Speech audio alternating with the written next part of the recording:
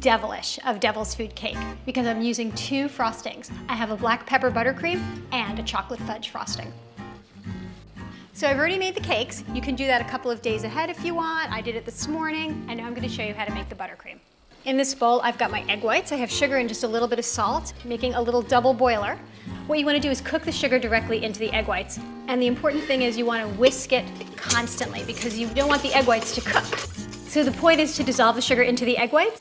And the way that you can tell that you've done this is you just take your fingers, you take a little bit of egg white, and you just feel it. And if you feel any little grains, keep cooking it. But if it feels nice and smooth like this one, then you know you've dissolved it. Now what you wanna do is you wanna beat this with an electric mixer until it becomes really fluffy and stiff. And you need to make sure that your egg whites are cooled, because if you put the butter into the hot egg whites, they're just gonna melt and you are gonna end up with a puddle and not a fluffy icing. You just want it to be very, very slightly lukewarm or the same temperature as your finger, that's fine too.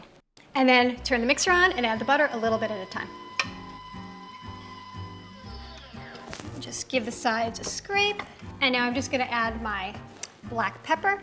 These are the seeds that I've scraped out of a vanilla bean. You could also just use vanilla extract, but these have a lot more flavor, a lot more perfume. So what the black pepper does is it adds a slight bite, and it also makes it more interesting than your average vanilla buttercream. However, if you are worried about, say, small children not liking the black pepper, you can leave it out.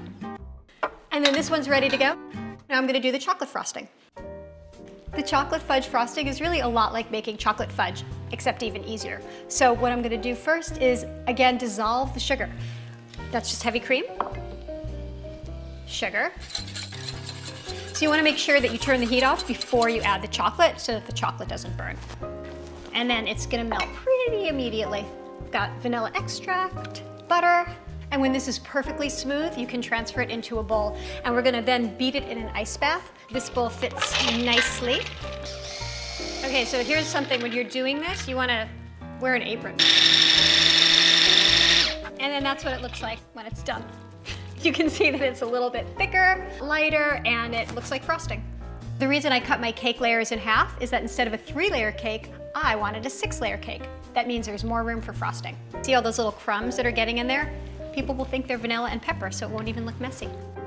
So this is really lopsided, which is the sign of a homemade cake. What I'm gonna do is I'm gonna build up a little bit extra frosting here, and then when I put the top layer on, it will just look amazing.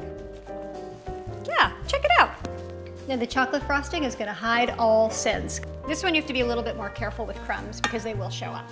Not too bad in the end, right? Looks pretty good. Finally, a recipe with more frosting than cake, because isn't that the best part?